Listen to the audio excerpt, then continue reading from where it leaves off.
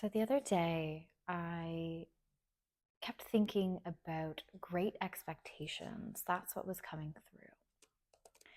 And so I wanted to pull some tarot and see if any messages came through. And, it was very fascinating because when I pulled cards, I kept getting aces, twos, and threes. And I think I had the two of cups, the two of pentacles, and the two of swords. And so much of those cards have to do with choices.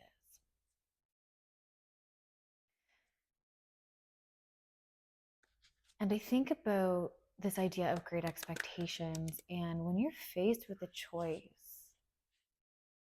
you have this expectation of how it's going to work out. You have this expectation of when you say yes, this is what will happen. And when you say no to something else, this is what will happen. But then there's also the thoughts of, but what if I chose the other thing?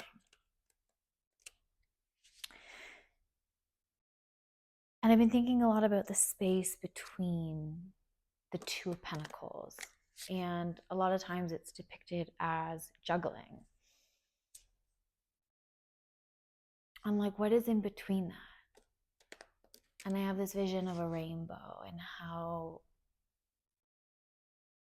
there is this space of weightlessness that can occur between the choices that you feel that you need to make.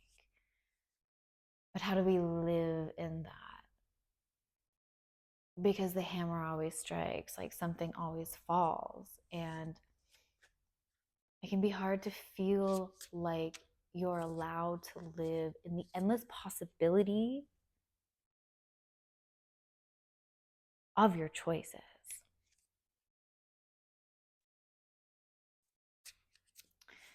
It's always like there's something to run away from or something to run to. But it's really hard to be in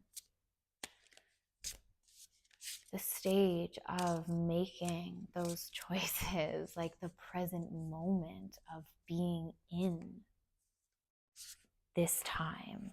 The devil. The devil was the first card that I had pulled. I actually, when I was journaling, I tried to write from the perspective of the devil because for the first time I looked at this card and I said, like, what if what if the devil is not here to chain us? What if the devil is here to be our friend? What would the devil say to you? You know, a lot of the times in tarot, the devil card has two people chained, but we're assuming that he's the one that chained them. But if you flip that script to think that you are the one that chained yourself and that you have the possibility of liberation, you get to choose whether or not you want to unchain yourself from your situation. You get to choose whether or not you want to celebrate how you chose to live your life, how you chose to radically accept who you are in your situation and to make choices that align with the version of yourself that wants to celebrate.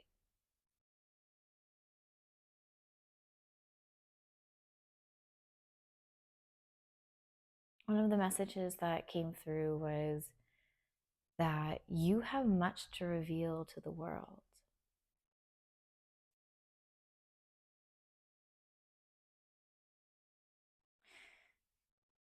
What I've learned is that pain doesn't disappear, sorrow doesn't disappear, sad. Like when you're on this path of liberation and freedom and spiritual enlightenment, all of the negative emotions don't just leave. Just because you've found a little bit of bliss doesn't mean that the pain isn't there. Doesn't mean that you don't have to go to the depths in order to heal. It doesn't mean that you don't get chained up from time to time.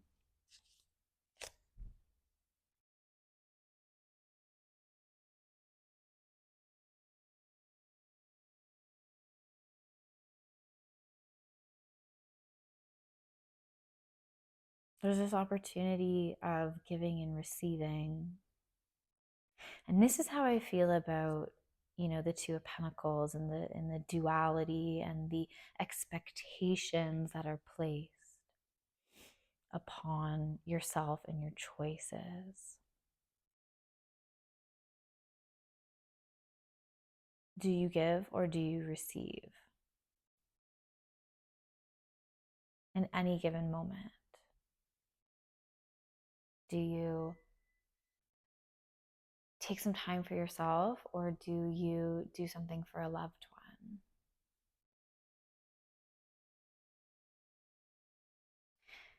I think this is where the us versus them mentality comes in, because you're always fighting for what's right for you. And what's right for you in any given moment might be to be of service to someone else, or it could need to be in service of yourself. And when you let the scales tip too far one way, it's hard to get back. If you're like a caregiver, I think of nurses specifically, or someone in the healthcare field. You're a giver, you're of service to the world. And then you also probably notice that in your daily life, you are serving your family. You just keep falling into that role. And all you can probably think of is, when's my time for someone to serve me? When's my time to serve myself? And even though you want to be of service to other people, the scales get tipped so far in the one direction that it feels like you're not going to have anything to give, because your cup has never been full. The saying, you can't pour from an empty cup, but you can. We do all of the time. We do all of the time. But how do we support ourselves so that we can fill our cup, so then the filled cup can spill over and be gifted to the rest of the world?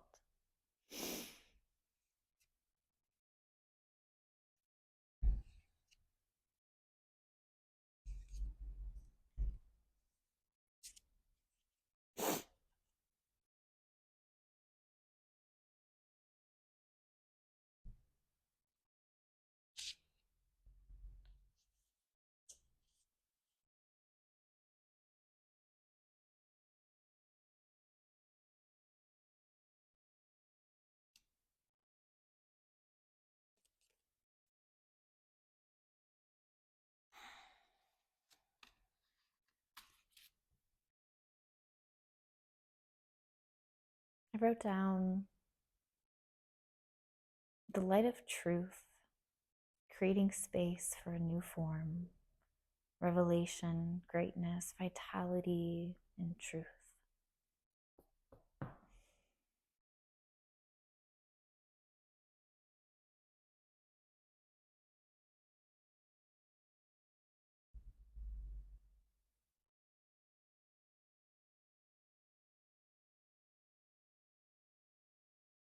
Allow your gifts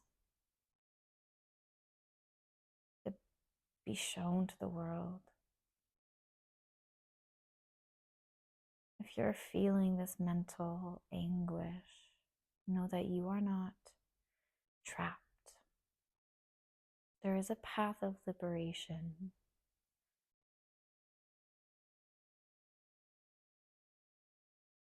And to turn it around on these great expectations, have those of yourself, in that you are vital. You are a light. You are beautiful and creative and all of the things that you know in your heart to be true, but the world has just, it's felt like the world has imprisoned you, or it feels like you have imprisoned yourself. But you have the opportunity to be freed and know that the devil can be your friend. I think he's just there to show you this shadow. And if you acknowledge it and let it come to the table, then you can understand it, process it, and know that it's okay to have those parts of yourself.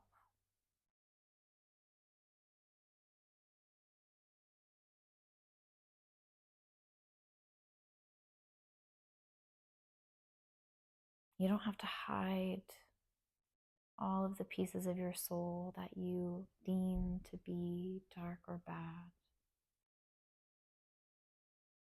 It's time to clear out the closet, to clean out the junk drawer.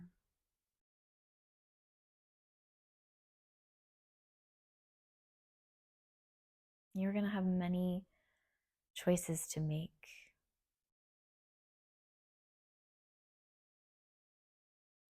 And